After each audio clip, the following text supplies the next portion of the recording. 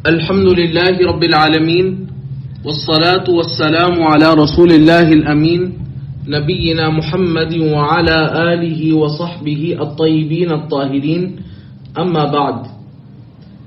اللہ سبحانہ و تعالیٰ کی توفیق اور محض اللہ سبحانہ و تعالیٰ کے فضل سے قرآن کریم کی تفسیر کا یہ جو سلسلہ ہے وہ جاری ہے اور ابتدائی مقدمات جو ہیں وہ چل رہے ہیں. گزشتہ درس میں ہم نے تدبر قرآن کے قواعد، تدبر قرآن کے اسباب اور تدبر قرآن کے موانع یعنی رکاوٹیں ان کو اللہ سبحانہ و تعالیٰ کی توفیق سے بیان کیا تھا، اور کل وہ تقریباً کوئی 30 کے قریب نکات تھے جو بہت اہم تھے. واللہ اعلم، قدر اللہ ما شاء فعل. یہ تقدیر سے تھا کہ وہ ریکارڈ ہوئے لیکن وہ ضائع ہو گئے، اس کی ریکارڈنگ سیو نہیں ہو سکی. تو اس کا کچھ چیزیں اس کے بارے میں انشاءاللہ اس کا ایک الگ سے ہم درس کر سکتے ہیں، یا اس کی الگ سے کچھ ریکارڈنگ کر کے وہ میں آپ لوگوں کے ساتھ شیئر کروں گا. کچھ ساتھی ہیں جو ریکارڈنگ میں ہی صرف سن رہے ہیں، یا کچھ ساتھی ہیں وہ جو کسی عذر کی وجہ سے کلاس میں شریک نہیں ہو سکے تھے، تو ان کے ساتھ انشاءاللہ وہ میں شیئر کروں گا باذن اللہ ویکینڈ میں، یعنی جمعہ ہفتہ اتوار میں سے کسی دن میں انشاءاللہ کروں گا وقت نکال کے باذن اللہ، اللہ تعالیٰ کی توفیق سے. تو ابھی جو ہے انشاءاللہ ہم آج جو چیز میں آپ کو پڑھانا چاہتا ہوں وہ ہے وہ قوانین اور اصطلاحات جو فہم قرآن کے لیے سیکھنا ضروری ہیں. اصطلاحات فہم القرآن یا اصطلاحات لفہم القرآن. وہ اصطلاحات، وہ ٹرمینالوجیز جو تفسیر کے دوران میں استعمال کروں گا، تفسیر پڑھانے کے دوران، اور یہ اصطلاحات اور ٹرمینالوجیز آپ کو فہم قرآن میں ممد و معاون ہوں گی. قرآن کو صحیح طرح سمجھنے میں، آسانی سے سمجھنے میں ممد و معاون ہوں گی انشاءاللہ. اور یہ جو اصطلاحات میں آپ کے سامنے بیان کر رہا ہوں یہ ان مشائخ کا طریقہ ہے جن سے میں نے تفسیر پڑھی ہے. الحمدللہ جن مشائخ سے میں نے تفسیر پڑھی ہے، تفسیر کی سند، تفسیر کا سلسلہ صحابہ کرام تک پہنچتا ہے، اور ان صحابہ کرام تک پہنچتا ہے جیسے عبداللہ بن عباس، عبداللہ بن مسعود رضی اللہ تعالی عنہ. ان صحابہ کرام تک پہنچتا ہے کہ نسلاً بعد نسل، ایک یعنی نسل کے بعد دوسری نسل نے اس طرح علم تفسیر کو اخذ کیا. تو میرے جن مشائخ سے میں نے تفسیر پڑھی انہوں نے اسی طرح تفسیر پڑھی ہے. تو یہ چند اصطلاحات ہیں جو فہم قرآن کے لیے ممد و معاون ہیں، وہ اصطلاحات میں آپ کے سامنے رکھنا چاہتا ہوں.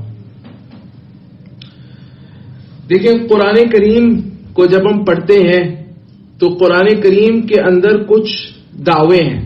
دعویٰ آپ سمجھتے ہیں، دعویٰ کسے کہتے ہیں؟ کلیم. قرآن کریم کچھ دعوے کرتا ہے، اور ہر صورت میں آپ کو کبھی کسی صورت میں ایک دعویٰ ملے گا، کبھی 2، کبھی 3، کبھی 4، کبھی اس سے زائد. بہت سارے دعوے قرآن کریم میں موجود ہیں، اور آپ کو معلوم ہے کہ ہر دعویٰ دلیل کا محتاج ہوتا ہے، ہر دعویٰ ثابت ہوتا ہے دلیل سے. تو 2 اصطلاحات ابتداءً آپ سمجھ لیں، ایک اصطلاح ہے دعویٰ اور دوسری اصطلاح ہے دلیل. ہاں، ایک اصطلاح ہے دعویٰ اور دوسری اصطلاح ہے دلیل. قرآن دعویٰ بھی دیتا ہے اور اس دعویٰ کو ثابت کرنے کے لیے دلیل بھی پیش کرتا ہے. جیسے میں آپ کو اس کی مثال دیتا ہوں کہ میں کہتا ہوں کہ بھئی یہ کپڑا جو ہے یہ میرا کپڑا ہے، یا فرض کر لیں میں کسی دکان سے کپڑا خریدتا ہوں اور کپڑا اس سے ایکسچینج کرانے کے لیے جاتا ہوں. تو دکاندار کہے گا آپ کے پاس کیا ثبوت ہے کہ یہ آپ کا کپڑا ہے، یہ آپ نے ہم سے خریدا ہے؟ تو میں دلیل دوں گا. دلیل کیا ہے؟ رسید. میں اس کو رسید دکھاؤں گا کہ یہ دیکھو، یہ میں نے تم سے کپڑا خریدا تھا. تو وہ رسید دے کر مان جائے گا کہ ہاں یہ کپڑا مجھ سے خریدا تھا، آپ تبدیل کر لیں، آپ کچھ اور پسند کر لیں. ایسا ہی ہے نا، ایک ہے دعویٰ اور ایک ہے دلیل. ہر دعویٰ دلیل کا محتاج ہے. جس دعوے کی دلیل نہ ہو یا دلیل کے بجائے کوئی بندہ ڈھکوسلا پیش، ایک ہوتی ہے دلیل، ایک ہوتا ہے ڈھکوسلا. ہاں، ڈھکوسلا کہہ لیں یا شبہ کہہ لیں، ایک دلیل ہوتی ہے ایک شبہ ہوتا ہے. جو باطل بات ہوتی ہے اس کے لیے کوئی دلیل نہیں ہے، لیکن اس کے لیے کیا ہوتے ہیں؟ شبہات ہوتے ہیں. تو قرآن بہت سارے دعوے کرتا ہے اور ان دعووں پر دلائل پیش کرتا ہے، ان کو ثابت کرتا ہے. تو قرآن کریم کا اگر آپ مطالعہ کریں تو قرآن کریم میں آپ کو 4 دعوے کثرت سے ملیں گے. 4 دعوے، یعنی سورۃ الفاتحہ سے لے کر سورۃ الناس تک آپ سارا قرآن پڑھیں. تو ہمارے مشائخ یہ کہتے ہیں، ہمارے علماء یہ کہتے ہیں، جن علماء سے میں نے تفسیر پڑھی وہ کہتے ہیں کہ قرآن کریم کو آپ پورا پڑھ لیں تو قرآن کریم میں 4 دعوے آپ کو ملتے ہیں. ایک دعویٰ ہے توحید کا. قرآن توحید کا دعویٰ کرتا ہے کہ اللہ ایک ہے، صرف اس کی عبادت کرو، اس کے ربوبیت میں، اس کی الوہیت میں، اس کے اسماء و صفات میں کسی کو اس کا شریک نہ ٹھہراؤ. یہ قرآن دعویٰ کرتا ہے. جیسے مثلا سورۃ البقرہ آپ پڑھتے ہیں تو پہلا حکم قرآن نے کیا دیا ہے؟ پہلا حکم، آپ سورہ فاتحہ سے پڑھنا شروع کریں پھر سورہ بقرہ پڑھنا شروع کریں، پہلا حکم جو آتا ہے قرآن میں کہ یہ کرو یا یہ نہ کرو، پہلا جو حکم آتا ہے وہ کیا ہے؟ یا ایھا الناس اعبدوا ربکم، اے لوگوں اپنے رب کی عبادت کرو. یا ایھا الناس اعبدوا ربکم، اے لوگوں اپنے رب کی عبادت کرو. توحید کا حکم سب سے پہلے آتا ہے. اللہ تعالیٰ کی عبادت، وہ عبادت ہی نہیں ہے جس میں توحید نہ ہو. عبادت کو عبادت تبھی کہا جاتا ہے جب ایک اللہ کی عبادت ہو، توحید پر مبنی عبادت ہو، اس کو اللہ کی عبادت ہم کہیں گے. کیونکہ اللہ تعالیٰ شرک پر مبنی عبادت تو قبول نہیں کرتا. تو یہی کہا یا ایھا الناس اعبدوا ربکم، اے لوگوں اپنے رب کی عبادت کرو. یہ قرآن کا دعویٰ ہے. اسی طرح آپ دیکھیں قرآن میں دوسرا دعویٰ ہے رسالت کا. نبی کریم صلی اللہ علیہ وسلم کی رسالت کی حقانیت. قرآن کہتا ہے جیسے یاسین والقرآن الحکیم انک لمن المرسلین، اے نبی صلی اللہ علیہ وسلم آپ بھیجے گئے رسولوں میں سے ہیں. ہاں، آپ رسولوں میں سے ہیں. یہ قرآن کا دعویٰ ہے، رسالت نبی صلی اللہ علیہ وسلم. قرآن نبی صلی اللہ علیہ وسلم کی رسالت کو ثابت کرتا ہے، اس کے لیے دلائل پیش کرتا ہے.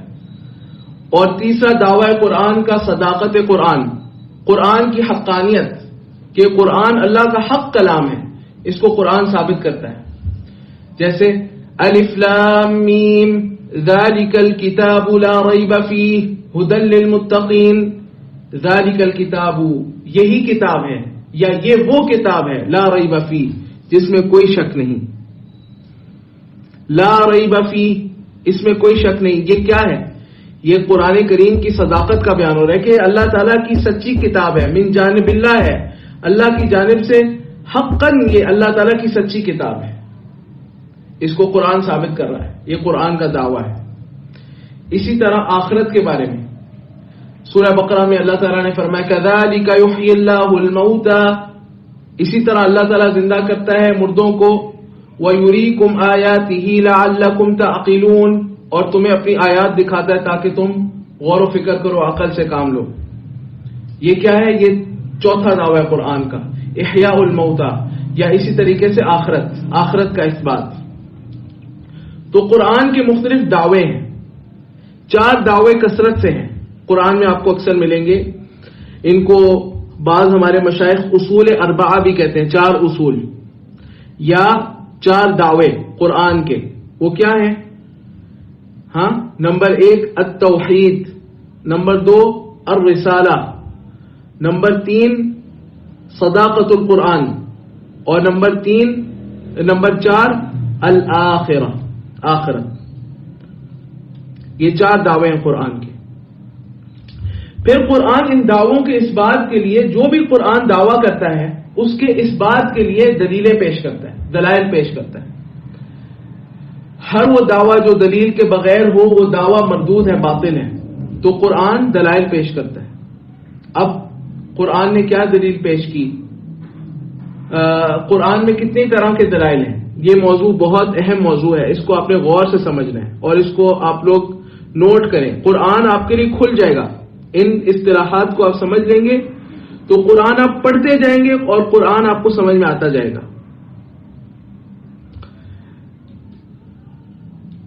چار طرح کی دلیلیں قرآن پیش کرتا ہے. آپ پورا قرآن پڑھ لیں، سورۃ الفاتحہ سے لے کے سورۃ الناس تک، ایک ایک آیت میں غور کر لیں. قرآن چار طرح کی دلیلیں پیش کرتا ہے. اپنے دعووں کو ثابت کرنے کے لیے چار طرح کی دلیلیں قرآن پیش کرتا ہے. نمبر ایک، دلیل عقلی محض. نمبر ایک، دلیل عقلی محض، خالص عقلی دلیل، خالص عقلی دلیل. نمبر دو، دلیل عقلی اعترافی، دلیل عقلی اعترافی، دلیل عقلی اعترافی. اس کو لکھ لیں، میں اس کی وضاحت کروں گا. دلیل عقلی اعترافی، دلیل عقلی اعترافی، دلیل عقلی اعترافی. نمبر تین، دلیل نقلی، دلیل نقلی، نقلی دلیل، نقلی دلیل. میں ان سب کی ان اصطلاحات کی وضاحت کروں گا، ابھی آپ نوٹ کر لیں. اور نمبر چار، دلیل وحی، دلیل وحی یا دلیل الوحی، دلیل الوحی.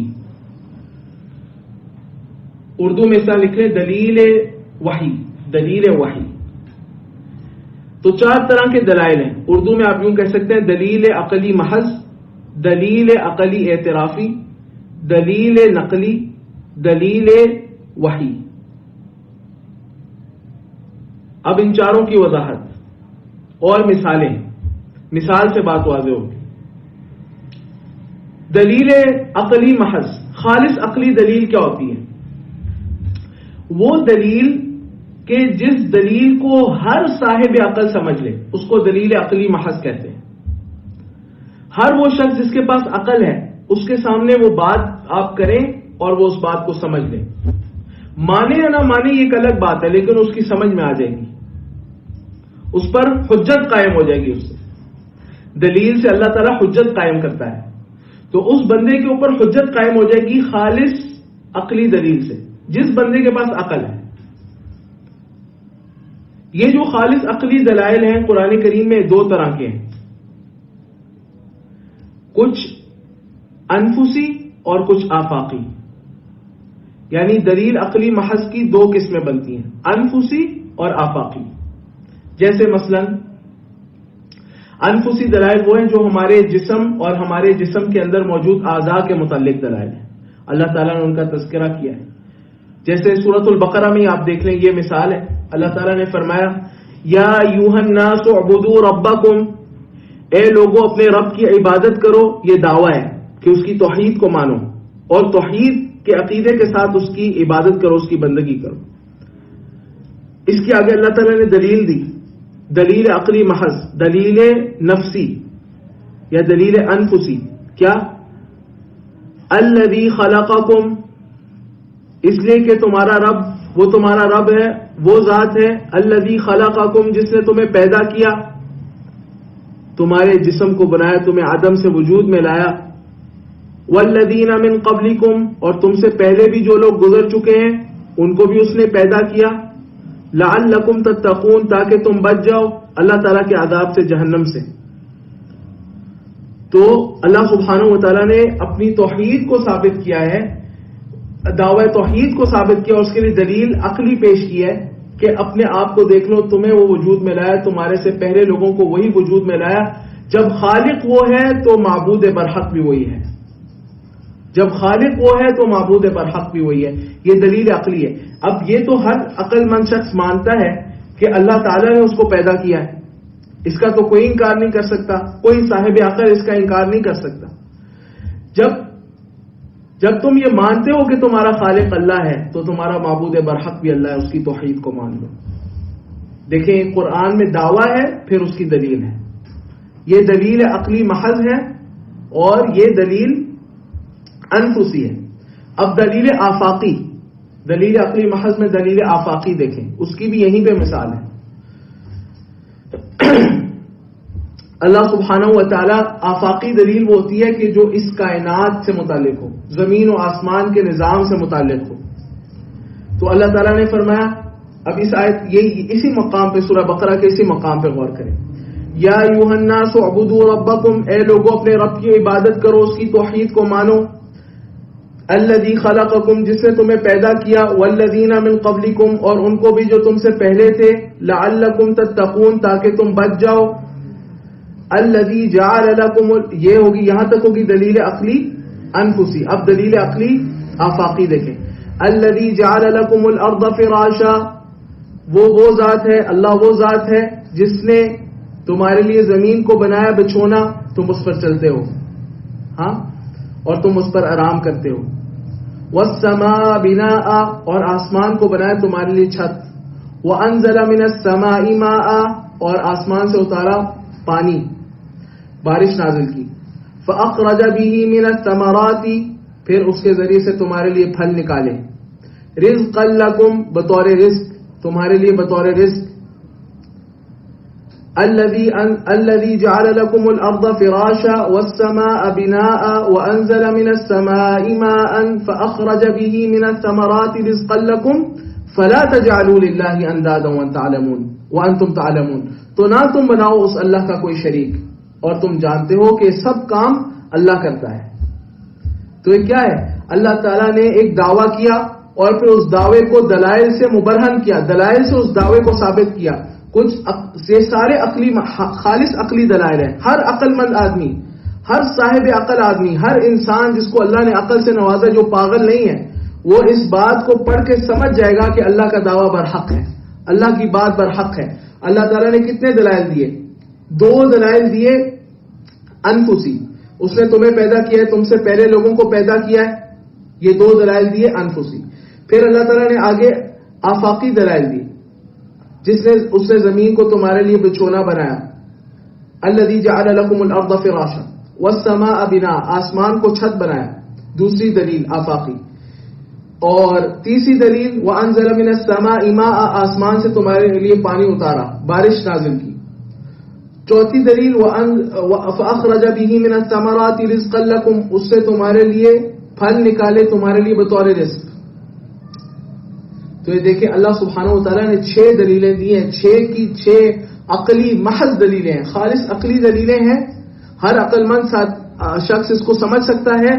اور ان میں سے پہلی 2 وہ عقلی انفسی ہیں اور دوسری 4 وہ عقلی آفاقی ہیں.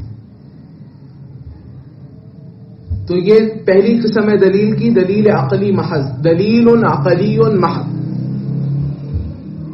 دوسری قسم دلیل کی دلیل عقلی اعترافی، دلیل عقلی اعترافی. اس میں کیا ہوتا ہے؟ دلیل ہوتی ہے اور جو آپ کا مد مقابل ہے، جو مخالف ہے، وہ اس دلیل کا اعتراف بھی کر رہا ہوتا ہے. قرآن ان کے اعتراف کا بھی ذکر کرتا ہے. یہ بہت ہی زبردست قرآن کے دلائل ہیں، ان میں آپ غور کریں. مثلا سورہ یونس میں ہے، دلیل عقلی اعترافی کی مثال دے رہا ہوں. یعنی دلیل عقلی اعترافی یہ ہے کہ وہ عقلی دلیلیں ہر عقل مند شخص کو سمجھ میں آ جاتی ہے، اور ساتھ ساتھ اس میں ایک اضافی بات یہ بھی ہوتی ہے کہ جو آپ کا مد مقابل ہے، جو اس مسئلے میں جو اس دعوے کو نہیں مان رہا، وہ اس دلیل کو مان لیتا ہے، اگرچہ وہ دعوے کا منکر ہوتا ہے، لیکن دلیل کو مان لیتا ہے. اس پر اس دلیل سے حجت ایسے قائم کی جاتی ہے کہ اس کا اپنا اعتراف قرآن ذکر کر دیتا ہے. جیسے میں آپ کو اس کی مثال دیتا ہوں، سورہ یونس میں ہے، اللہ تعالیٰ نے فرمایا قُلْ مَنْ يَرْزُقُكُم مِّنَ السَّمَاءِ وَالْأَرْضِ، اے نبی صلی اللہ علیہ وسلم آپ ان سے سوال کیجئے، آپ ان سے کہیے، پوچھئے، مَنْ يَرْزُقُكُم مِّنَ السَّمَاءِ وَالْأَرْضِ، کون تمہیں رزق دیتا ہے آسمان اور زمین میں؟ آسمان اور زمین میں تمہیں رزق دینے والا کون ہے؟ أَمَّنْ يَمْلِكُ السَّمْعَ وَالْأَبْصَارَ، سماعت کا اور بصارت کا، کانوں کا اور تمہاری آنکھوں کا مالک کون ہے؟ وَمَنْ يُخْرِجُ الْحَيَّ مِنَ الْمَيِّتِ وَيُخْرِجُ الْمَيِّتَ مِنَ الْحَيِّ، زندہ کو مردہ میں سے کون نکالتا ہے اور مردہ میں سے زندہ کو کون نکالتا ہے؟ یعنی مرغی میں سے انڈا نکلتا ہے اور پھر انڈے میں سے چوزا نکلتا ہے. وَمَن يُدَبِّرُ الْأَمْرَ، اور کون تدبیر کرتا ہے اس پوری کائنات کی؟ یہ 4 سوال اے نبی صلی اللہ علیہ وسلم آپ ان سے پوچھیں کہ زمین و آسمان میں کون تمہیں رزق دیتا ہے؟ تمہاری سماعت اور بصارت کا مالک کون ہے؟ زندہ کو مردہ میں سے اور مردے کو زندہ میں سے کون نکالتا ہے؟ اور پوری کائنات کے امور کی تدبیر کون کرتا ہے؟ فَسَيَقُولُونَ اللَّهُ، تو یہ مشرکین بھی کہیں گے کہ اللہ نکالتا ہے، اللہ یہ سارے کام کرتا ہے، اللہ مالک ہے. اللہ سبحانہ و تعالیٰ کی ربوبیت کا، اس کے رب ہونے کا، ان صفات کا حامل ہونے کا وہ اعتراف کریں گے. فَقُلْ أَفَلَا تَتَّقُونَ، پھر آپ ان کو کہیے پھر ڈرتے کیوں نہیں اس کی توحید؟ جب ان کی ان صفات کو مانتے ہو، اللہ تعالیٰ کی صفات کو مانتے ہو، تو پھر اس کے ساتھ عبادت میں شریک کیوں ٹھہراتے؟ تو یہ دیکھیں قرآن نے دعوی توحید پر عقلی اعترافی دلیل دی ہے کہ یہ جو صفات ہیں، یہ ساری اللہ تعالیٰ نے دلائل دی ہیں کہ زمین اور آسمان میں رزق اللہ تمہیں دیتا ہے، تمہاری سماعت اور بصارت کا مالک اللہ ہے، مردے کو زندہ میں سے وہ نکالتا ہے اور زندہ میں سے مردے کو وہ نکالتا ہے، پورے تمام تر امور کی تدبیر وہ کرتا ہے، تو پھر تمہاری عبادت کا بھی حقدار وہی ہے. جب تم یہ ساری باتیں مانتے ہو، تم خود کہتے ہو کہ اللہ یہ سارے کام کرتا ہے، افلا تتقون، پھر بچتے کیوں نہیں ہو اس کے عذاب سے، اس کے ساتھ شریک ٹھہرانے سے بچتے کیوں نہیں ہو؟ تو یہ دیکھیں یہ دلیل عقلی اعترافی ہے. اسی طرح ایک اور اس کی مثال ہے، سورۃ المؤمنون میں ہے. اللہ تعالیٰ نے فرمایا کہ قل لمن الارض ومن فیها، اے نبی صلی اللہ علیہ وسلم آپ ان مشرکین سے پوچھیں لمن الارض ومن فیها، کون ہے مالک زمین کا اور جو کچھ زمین میں ہے؟ ان کنتم تعلمون، اگر تم جانتے ہو تو بتاؤ. سیقولون للہ، وہ کہیں گے ان تمام کا، زمین کا اور زمین میں جو کچھ بھی ہے اس کا مالک اللہ ہے. قل افلا تتذکرون، تو پھر اے نبی صلی اللہ علیہ وسلم، اے حبیب آپ ان سے کہیے افلا تتذکرون، پھر اس سے نصیحت کیوں نہیں حاصل کرتے، پھر عبرت کیوں نہیں پکڑتے، پھر بچتے کیوں نہیں ہو اس کے ساتھ شرک کرنے سے، باز کیوں نہیں آتے اس کے ساتھ شریک ٹھہرانے سے؟ تو دیکھیں یہ دلیل بھی اللہ تعالیٰ نے دی، اور ساتھ میں جو مخالف ہے، جو خصم ہے، جو مخالف ہے، اس کا اعتراف بھی ذکر کر دیا. اس کو ہمارے مشائخ یہ بھی کہتے ہیں دلیل عقلی اعترافی، یا یوں بھی تعبیر کرتے ہیں دلیل عقلی مع اعتراف الخصم، عقلی دلیل مخالف کے اعتراف کے ساتھ. پہلے عقلی دلیل محض تھی، اس میں ایک زائد چیز بھی ہے کہ مخالف جو ہے، جو مشرکین ہیں، وہ اس کا اعتراف بھی کر رہے ہیں. اسی طرح آپ آگے چلیں. دلیل کی تیسری قسم جو قرآن کریم میں دلائل ہیں، اس کی تیسری قسم دلیل نقلی، نقلی دلائل. نقلی دلائل کیا ہوتے ہیں؟ نقل آپ سمجھتے ہیں، نقل کرنا، شواہد پیش کرنا. تو اللہ سبحانہ و تعالی دعووں کو منانے کے لیے اور ان کو ثابت کرنے کے لیے کچھ شواہد پیش کرتے ہیں، کچھ عقلی شواہد پیش کرتے ہیں قرآن کریم میں. یہ جو دلیل نقلی ہے، نقلی دلیل ہے، اس کی 7 قسمیں. نقلی یہ آپ نے نقلی نقل سے ہے، منقول ہونے سے ہے. ہاں یہ نقلی اس معنی میں نہیں جس معنی میں بعض دفعہ اصلی اور نقلی کہتے ہیں، نہیں، نقلی منقول ہونے سے، یعنی اللہ سبحانہ و تعالیٰ منقولات ذکر کرتے ہیں. وہ کیا ہیں وہ بھی مثالوں سے بات واضح ہو جائے گی. اس کی 7 قسمیں. نمبر 1 دلیل نقلی من الانبیاء اجمالا، اللہ سبحانہ و تعالیٰ انبیاء علیہ السلام کی دلیل پیش کرتے ہیں اجمالی طور پر، تمام انبیاء علیہ السلام کا تذکرہ کر کے. جیسے اللہ تعالیٰ نے سورۃ الانبیاء میں کہا وَمَا أَرْسَلْنَا مِن قَبْلِكَ مِن رَّسُولٍ إِلَّا نُوحِي إِلَيْهِ أَنَّهُ لَا إِلَٰهَ إِلَّا أَنَا فَاعْبُدُونِ. اے نبی صلی اللہ علیہ وسلم، ہم نے آپ سے پہلے جو بھی رسول بھیجا ہم نے اس کی طرف وحی کی، انہ کہ شان یہ ہے، معاملہ یہ ہے کہ لا الہ الا انا، کوئی معبود برحق نہیں سوائے میرے، فاعبدون پس میری ہی عبادت کریں. یعنی تمام انبیاء علیہ السلام پر یہی وحی کی گئی کہ وہ لا الہ الا اللہ کی دعوت دیں اور لا الہ الا اللہ کی تلقین کریں. لا الہ الا اللہ تمام انبیاء علیہ السلام کی مشترک دعوت ہے. تو یہ اللہ سبحانہ و تعالیٰ نے مسئلہ توحید کے اوپر دلیل پیش کی، دعوی توحید کے اوپر دلیل پیش کی کہ توحید کو اس لیے بھی مانو کہ توحید کی دعوت تو تمام انبیاء نے دی ہے. اسی طرح دلیل نقلی کی دوسری قسم، دلیل نقلی من الانبیاء تفصیلا، انبیاء علیہ السلام کا تفصیلی تذکرہ کر کے اللہ تعالیٰ نے ان سے دعووں کے اس بات پر دلائل نقل کیے ہیں. جیسے سورہ مریم میں آپ دیکھ لیں، اس میں ہے، اس کی ایک مثال میں آپ کو دیتا ہوں. جس طرح سورہ مریم میں ہے، اللہ تعالیٰ نے فرمایا وَاذْكُرْ فِي الْكِتَابِ إِبْرَاهِيمَ، اے نبی صلی اللہ علیہ وسلم کتاب میں یعنی قرآن میں ابراہیم علیہ السلام کا تذکرہ کریں. إِنَّهُ كَانَ صِدِّيقًا نَبِيًّا، وہ اللہ تعالیٰ کے سچے نبی ہیں، اعلیٰ درجے کے سچے نبی ہیں. اب اللہ تعالیٰ دلیل دیتا ہے. دیکھیں انبیاء، اب ابراہیم علیہ السلام کا تذکرہ اللہ تعالیٰ کر رہا ہے. اذ قال لأبيه یا ابتی، جب ابراہیم علیہ السلام نے کہا اپنے والد سے یا ابتی، اے میرے والد، لم تعبد ما لا يسمع ولا يبصر ولا يغني عنك شيئا، آپ کیوں عبادت کرتے ہیں ان بتوں کی، ما لا يسمع جو نہیں سنتے، ولا يبصر اور نہیں دیکھتے، ولا يغني عنك شيئا اور آپ کے کسی کام نہیں آ سکتے. یا ابتی انی قد جاءنی من العلم، اے والد محترم میرے پاس آ گیا ہے علم، وہی والا علم، ما لم یأتی کا جو آپ کی طرف نہیں آیا، یعنی میری طرف وہی آئی آپ کی طرف نہیں آئی. فاتبعنی، آپ میری اتباع کریں، اہدی کا صراطا سویا، میں آپ کی رہنمائی کروں گا سیدھے راستے کی طرف. یا ابتی لا تعبد الشیطان، اے والد محترم، اے والد. دیکھیں ابراہیم علیہ السلام مسئلہ توحید کا ذکر کر رہے ہیں، لیکن انداز کیسا ہے، یا ابتی، اے میرے والد.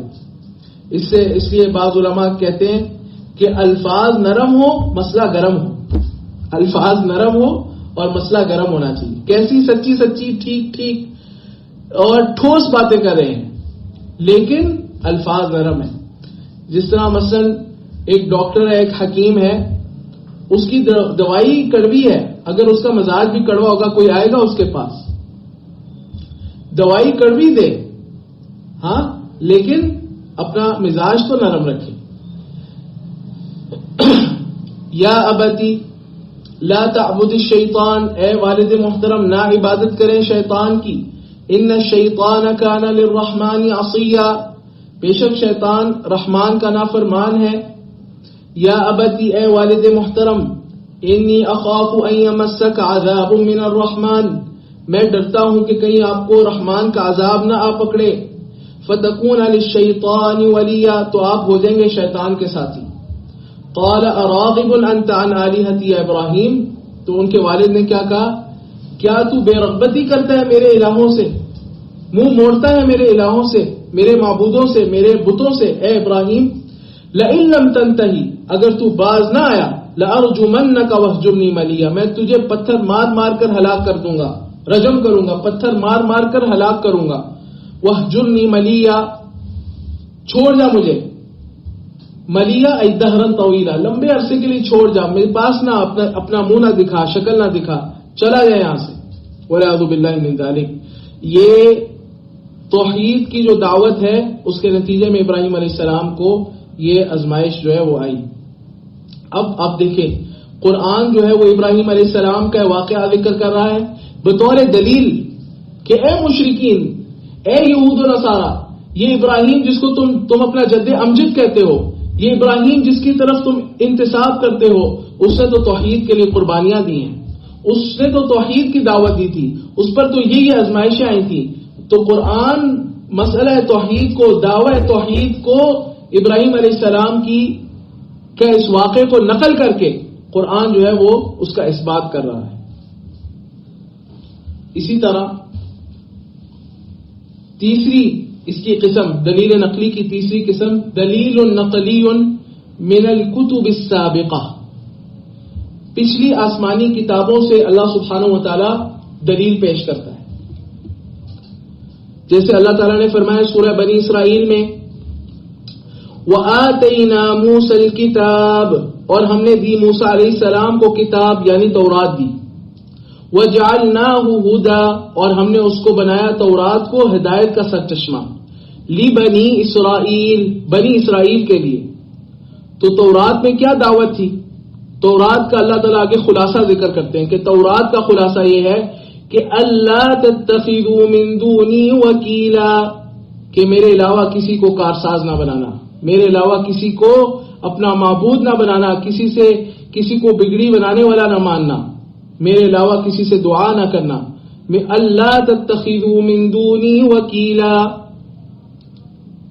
یہ اللہ سبحانہ و تعالیٰ نے اب تورات سے نقل کیا ہے، یعنی تورات کا اللہ سبحانہ و تعالیٰ حوالہ دے رہا ہے، وَآتَيْنَا مُوسَى الْكِتَابَ وَجَعَلْنَاهُ هُدًى لِبَنِي إِسْرَائِيلَ أَلَّا تَتَّخِذُوا مِن دُونِي وَكِيلًا۔ یہ دلیل نقلی ہے من کتب السابقہ، سابقہ آسمانی کتابوں سے۔ نمبر 4، دلیل نقلی کی چوتھی قسم، دلیل نقلی من علماء اہل الکتاب، علماء اہل کتاب سے اللہ سبحانہ و تعالی نقلی دلیل پیش کرتا ہے۔ اللہ تعالیٰ نے سورہ بقرہ میں فرمایا الذین آتیناہم الکتاب یتلونہ حق تلاوتہ، وہ لوگ جن کو ہم نے کتاب دی، یعنی تورات و انجیل دی، یتلونہ، وہ اس کی تلاوت کرتے ہیں، حق تلاوتی، جیسے اس کی تلاوت کرنے کا حق تھا، یعنی تورات اور انجیل پر صحیح معنوں میں عمل کرتے تھے۔ تلاوت بمعنی اتباع ہے، قرآن یعنی تورات اور انجیل پر صحیح عمل کرنے والے ان کے علماء تھے۔ اولئک یؤمنون بی، یہی یہود و نصارہ کے علماء ہیں جو اس قرآن پر بھی ایمان لاتے ہیں۔ ومن یکفر بہ فاولئک هم الخاسرون، اور جو اس قرآن کے ساتھ کفر کر لے تو وہی خسارے میں ہے۔ تو عبداللہ ابن سلام رضی اللہ تعالیٰ عنہ جیسے دیکھیں، نبی صلی اللہ علیہ وسلم کا جب چہرہ دیکھا تو چہرہ دیکھتے ہی کہنے لگے یہ کسی جھوٹے شخص کا چہرہ نہیں ہو سکتا، ایمان لے کر ہے۔ اسی طرح 5ویں قسم، دلیل نقلی من الجن، جنات سے اللہ سبحانہ و تعالیٰ قرآن میں نقل پیش کرتا ہے اور اس بات کو بطور دلیل پیش کرتا ہے۔ جیسے سورۃ الجن دیکھیں، جب نبی کریم صلی اللہ علیہ وسلم طائف سے واپسی آ رہے تھے تو وادی نخلا میں نبی کریم صلی اللہ علیہ وسلم نے فجر کی نماز پڑھی اور تلاوت کی، تو جنات نے قرآن سنا، تو قرآن میں ہے قل اوحی الی انہ استمع نفر من الجن فقالوا انا سمعنا قرآنا عجبا۔ اے نبی صلی اللہ علیہ وسلم آپ کہہ دیجئے کہ میری طرف وحی کی گئی ہے کہ انہ استمع، کہ بے شک معاملہ یہ ہے کہ غور سے سنا ہے قرآن کو، غور سے سنا ہے، استمع غور سے سنا ہے، نفر من الجن جنات کی جماعت نے، فقالو اب پھر جنات نے جب قرآن کو سنا تو ایمان لائے، نبی صلی اللہ علیہ وسلم کو نہیں بتایا، چلے گئے وہاں سے اور اپنی قوم میں جا کر دعوت دینے لگے، فقالو اور کہنے لگے انا سمعنا قرآنا عجبا، ہم نے سنا ہے قرآن عجبا، جس کی کوئی مثال ہی نہیں ہے، بے مثال کتاب سنی ہے، یہدی الی الرشد، وہ رہنمائی کرتا ہے وہ قرآن، الی الرشد ہدایت کی طرف، فآمنا بہ، پس ہم ایمان لے آئے اس قرآن پر، وَلَن نُشْرِكَ بِرَبِّنَا أَحَدًا، اور اب ہم ہرگز شریک نہیں ٹھہرائیں گے اپنے رب کے ساتھ کسی ایک کو بھی۔ اب آپ دیکھیں کہ جنات قرآن پر ایمان لائے تو شرک چھوڑ دیا، اس کا مطلب ہے مشرک قرآن پر ایمان نہیں رکھتا، اور جو قرآن پر ایمان رکھتا ہے وہ شرک نہیں کرتا۔ جس کا قرآن پر ایمان ہو وہ اللہ کے ساتھ شرک نہیں کر سکتا، اور جس کا قرآن پر ایمان نہیں ہے وہی شرک کرے گا۔ جو شرک کرتا ہے وہ قرآن پر ایمان نہیں رکھتا، اور جو قرآن پر ایمان رکھتا ہے وہ شرک نہیں کرتا۔ اسی طرح نمبر 6، چھٹی قسم دلیل نقلی کی، دلیل نقلی من الملائکہ، اللہ تعالیٰ فرشتوں سے دلیل نقل کرتا ہے، فرشتوں کی سے نقل پیش کر کے اس کو دلیل دیتا ہے، اس کو دلیل بناتا ہے توحید کے دعویٰ پر۔ اللہ تعالیٰ نے فرمایا سورہ آل عمران میں، شہید اللہ انہ لا الہ الا ہو، اللہ گواہی دیتا ہے کہ اس کے علاوہ کوئی معبود برحق نہیں، والملائکہ، اور فرشتے گواہی دیتے ہیں کہ اس کے علاوہ کوئی معبود برحق نہیں، وَأُولُو الْعِلْمِ، اور اہل علم گواہی دیتے ہیں کہ اس کے علاوہ کوئی معبود برحق نہیں. یعنی لا الہ الا اللہ کی گواہی اللہ بھی دیتا ہے، فرشتے بھی دیتے ہیں، علماء بھی دیتے ہیں. تو اللہ تعالیٰ نے یہاں پر علماء سے، فرشتوں سے اور خود اپنی ذات سے، اپنی ذات، علماء کو، فرشتوں کو اور خود اپنی ذات کو ایک دلیل کے طور پر پیش کیا ہے کہ ہم توحید کی دعوت، توحید کی گواہی دیتے ہیں، لہذا گواہی درست ہے، دعوت درست ہے. یہ دلیل نقلی ہے.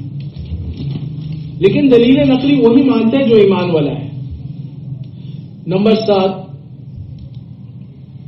ساتویں قسم، دلیل نقلی من الطیور. اللہ تعالیٰ نے پرندوں سے بھی دلیل ذکر کی ہے قرآن میں. جس طرح سورۃ النمل میں آپ دیکھیں، سلیمان علیہ السلام کا واقعہ ہے کہ وَتَفَقَّدَ الطَّيْرَ، سلیمان علیہ السلام نے پرندوں کی کیا کی؟ جستجو کی، دیکھا. تفقد کہتے ہیں کہ جائزہ لینا کہ کون حاضر ہے کون حاضر نہیں ہے.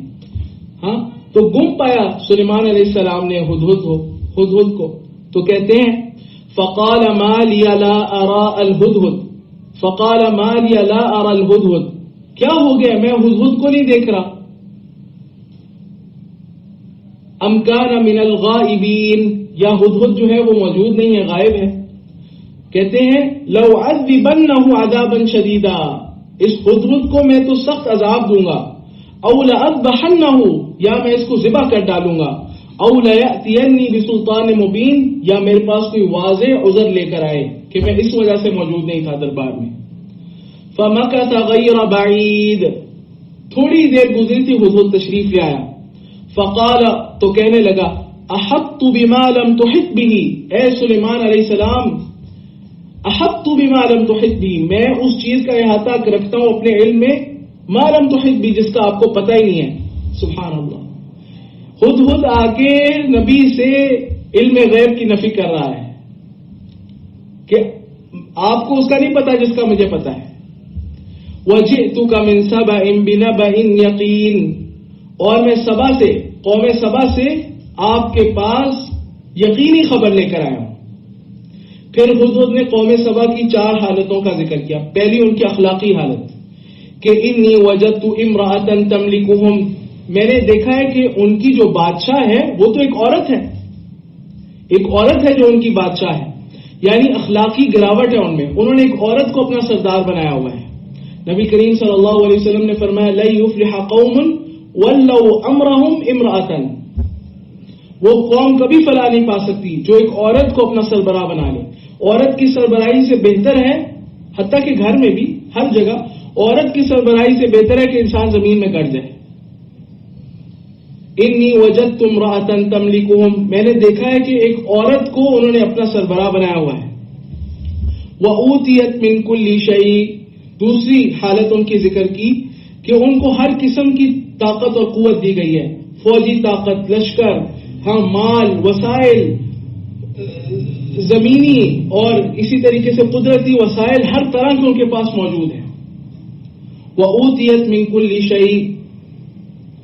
اور نمبر 3 وَلَهَا عَرْشٌ عَظِيمٌ، اور اس کا بہت بڑا عرش ہے، بڑے تخت کے اوپر وہ بیٹھی ہوتی ہے. اس میں ایک طرح اشارہ ہے کہ ان کی سیاسی حالت بہت قوی ہے، یعنی اس کی حکومت بہت مضبوط ہے. اور چوتھی یہ بات ذکر کی ان کی مذہبی حالت، یہ ذکر کی کہ وجدتها وقومها يسجدون للشمس من دون اللہ، وہ ملکہ سبا بھی اور اس کی قوم کے لوگ بھی وہ سورج کو سجدہ کرتے ہیں اللہ کے علاوہ، اللہ کی عبادت نہیں کرتے، سورج کی پرستش کرتے ہیں. اور پھر ہدہد کا تبصرہ سنیں. ہدہد جو ایک پرندہ ہے وہ کیا تبصرہ کرتا ہے؟ کہتا ہے وَزَيَّنَ لَهُمُ الشَّيْطَانُ أَعْمَالَهُمْ، اور شیطان نے مزین کر دیا ان کے لیے ان کے اعمال، شرکیہ اعمال کو شیطان نے خوبصورت کر کے پیش کیا ہوا ہے. فَصَدَّهُمْ عَنِ السَّبِيلِ، بس شیطان نے ان کو سیدھے راستے سے روک دیا ہے. فہم لا یہتدون، بس وہ ہدایت پر نہیں آتے، وہ ہدایت سے دور ہیں. پھر ہدہد، اب دیکھیں اب ہدہد سے اللہ تعالیٰ دلیل پیش کر رہا ہے توحید کی، کہ دیکھو یہ پرندہ ہو کر کیا دعوت دے رہا ہے اور کیا بات کر رہا ہے. اللہ یسجد للہ، وہ کیوں نہیں اللہ کو سجدہ کرتے؟ ہدہد کیا کہہ رہا ہے؟ اللہ یسجد للہ، وہ کیوں نہیں سجدہ کرتے اللہ کے لیے؟ الذی یخرج الخبأ فی السماوات والارض ویعلم ما تخفون وما تعلنون، اس اللہ کو سجدہ کیوں نہیں کرتے؟ الذی یخرج الخبأ، جو نکالتا ہے چھپی ہوئی چیزیں، فی السماوات، آسمانوں سے، آسمان میں چھپی ہوئی بارش ہے اس کو برساتا ہے، والارض، اور زمین سے چھپی ہوئی چیزیں نکالتا ہے، جیسا زمین میں ہم دانا بوتے ہیں اور انگوری اگتی ہے، ہم زمین میں جو ہے وہ کاشتکاری کرتے ہیں اور فصلیں اگتی ہیں. وَيَعْلَمُ مَا تُخْفُونَ وَمَا تُعْلِنُونَ، اور وہ اللہ جانتا ہے جو تم چھپاتے ہو اور جو تم ظاہر کرتے ہو. اب ہدہد توحید کی دعوت دے رہا ہے، ہدہد، اور پھر اب تو ہدہد سے توحید کا دعویٰ ثابت ہوا تو اللہ تعالیٰ نے کہا اللہ لا الہ الا هو رب العرش العظیم، اللہ وہ ہے جس کے علاوہ کوئی معبود برحق نہیں، وہ رب العرش العظیم ہے، عرش عظیم کا رب ہے. تو دیکھیں قرآن نے نقلی دلائل سے توحید کو بھی ثابت کیا. یہ 7 قسم کے دلائل ہیں نقلی، میں دوبارہ ان کو دہراتا ہوں، ان کو نوٹ کریں. نقلی دلائل کی 7 قسمیں ہیں. دلیل نقلی من الانبیاء اجمالا، نمبر 1 انبیاء علیہ السلام سے اجمالا نقلی دلیل پیش کرنا. دلیل نقلی من الانبیاء تفصیلا، انبیاء علیہ السلام سے تفصیلا ایک ایک کا تذکرہ کر کے. قرآن میں تمام انبیاء علیہ السلام کا تو تذکرہ نہیں کیا، چند ایک سے اللہ تعالیٰ نے نقلی دلائل اس طرح ان سے دلائل پیش کیے ہیں. اور اس کے بعد نمبر 3 تیسری قسم دلیل نقلی من الکتب السابقہ، سابقہ آسمانی کتابوں سے نقلی دلائل پیش کرنا. نمبر 4 دلیل نقلی من العلماء اہل الکتاب، علماء اہل کتاب میں سے نقلی دلائل پیش کرنا. نمبر 5 دلیل نقلی من الجن، جنات سے نقلی دلائل پیش کرنا. نمبر 6 دلیل نقلی من الملائکہ، فرشتوں سے نقلی دلائل پیش کرنا. اور نمبر 7 دلیل نقلی من الطیور، پرندوں سے نقلی دلائل پیش کرنا. اس کے بعد چوتھی قسم ہے، وہ ہے دلیل نقلی، دلیل الوحی. وہ کیا ہے؟ دلیل الوحی، چوتھی قسم. دیکھیں ویسے تو سارا قرآن اللہ کی وحی ہے، من الابتداء الى الانتہا، ابتداء سے لے کر انتہا تک سارا کا سارا قرآن اللہ تعالیٰ کی وحی ہے. لیکن کچھ قرآن کا حصہ وہ ہے یا کچھ قرآن میں ایسی آیات ہیں جن میں نبی کریم صلی اللہ علیہ وسلم یہ فرماتے ہیں، اللہ کو حکم یہ دیا جاتا ہے کہ آپ یہ کہیں کہ یہ بات میں اپنی طرف سے نہیں کر رہا، اللہ کا حکم ہے تو کر رہا ہوں. یہ بات میں اپنی طرف سے نہیں کر رہا، اللہ کا حکم ہے تو کر رہا ہوں. جیسے سورہ غافر میں ہے، اللہ تعالیٰ نے فرمایا نبی کریم صلی اللہ علیہ وسلم کو آپ کہیں کہ قل انی نہیت ان اعبد الذین تدعون من دون اللہ لما جاءنی البینات من ربی وامرت ان اسلم لرب العالمین. قل انی نہیت، اے نبی صلی اللہ علیہ وسلم آپ کہہ دیں کہ مجھے منع کیا گیا ہے کہ میں عبادت کروں ان کی جن کو تم اللہ کے سوا پکارتے ہو، اس لیے کہ میرے پاس آ گیا ہے، میرے رب کی طرف سے واضح دلائل آ گئے ہیں اور مجھے اس بات کا حکم دیا گیا ہے ان اسلم لرب العالمین، کہ میں رب العالمین کے لیے سر تسلیم خم کر دوں، اس کی اطاعت کروں اور اس کے لیے منقاد ہو جاؤں. مجھے اس بات کا حکم دیا گیا ہے.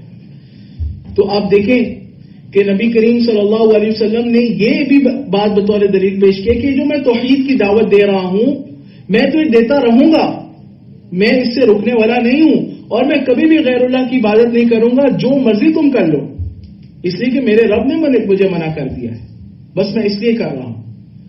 تو آپ دیکھیں کہ دعویٰ اور دلیل، یہ 2 باتیں آپ سمجھ لیں قرآن کریم میں، تو بہت ساری چیزیں آپ کے لیے آسان ہو جائیں گی کہ قرآن میں دعویٰ ہے، ان دعووں میں سے مثلا ایک دعویٰ توحید کا ہے. میں نے آپ کو بتایا 4 طرح کے دعوے قرآن میں ہیں اکثر: دعوی توحید، دعوی رسالت، دعوی صداقت قرآن اور دعوی آخرت. اور پھر قرآن ان کے لیے دلائل پیش کرتا ہے، اور دلائل 4 طرح کے ہیں. آپ سورۃ الفاتحہ سے سورۃ الناس تک پڑھ لیں، اس کے علاوہ آپ کو کسی قسم کی کوئی دلیل نہیں ملے گی. دلائل کی 4 قسمیں ہیں. نمبر 1 دلیل عقلی محض، اس کی آگے 2 قسمیں ہیں: دلیل عقلی محض آفاقی اور دلیل عقلی محض انفسی. نمبر 2 دلیل عقلی اعترافی، جس میں قسم کا مخالف کا اعتراف ہوتا ہے. نمبر 3 دلیل نقلی، اس کی 7 قسمیں ہیں.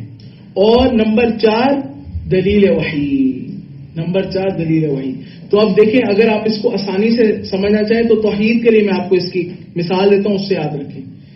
دیکھیں، فرض کر لیں کہ آپ قرآن کو لے کر توحید کی دعوت دیتے ہیں اور آپ لوگوں کے توحید کے داعی بنتے ہیں اور کہتے ہیں کہ اللہ کی وحدانیت کو اپناؤ، اللہ کی وحدانیت کو اپناؤ. تو آپ اس کے کیا کیا قرآن سے دلائل پیش کر سکیں گے؟ آپ قرآن سے کہیں گے، آپ سب سے پہلے قرآن سے عقلی دلائل پیش کریں گے کہ اللہ نے زمین، اپنے نفسوں کو دیکھو، اپنے نفسوں کو دیکھو، تمہیں اللہ نے پیدا کیا ہے، اللہ تمہارا خالق ہے، اس لیے اس کی عبادت کی جائے. پھر آپ یہ کہیں گے کہ اس کائنات کے نظام کو دیکھو، زمین و آسمان کے نظام کو دیکھو، اور تم خود بھی مانتے ہو کہ اللہ نے ان کو بنایا ہے. تو پھر، اور اس پوری کائنات کی اللہ تعالیٰ تدبیر کر رہا ہے، تو پھر ایک اللہ کی عبادت کرو اور اس کی عبادت میں کسی کو شریک نہ ٹھہراؤ. اور پھر آپ یہ کہیں گے کہ دیکھو، یہ جو میں تمہیں دعوت دے رہا ہوں، یہ صرف میں نہیں دے رہا، تمام انبیاء علیہ السلام نے دعوت دی ہے. آدم علیہ السلام سے لے کر محمد رسول اللہ صلی اللہ علیہ وسلم تک تمام انبیاء علیہ السلام کی یہی دعوت تھی کہ توحید کو اپناؤ. اور اسی طریقے سے آپ انبیاء علیہ السلام کا پھر تفصیلاً ذکر کریں گے، جیسے ابراہیم علیہ السلام کی قرآن سے آپ مثال پیش کر سکتے ہیں.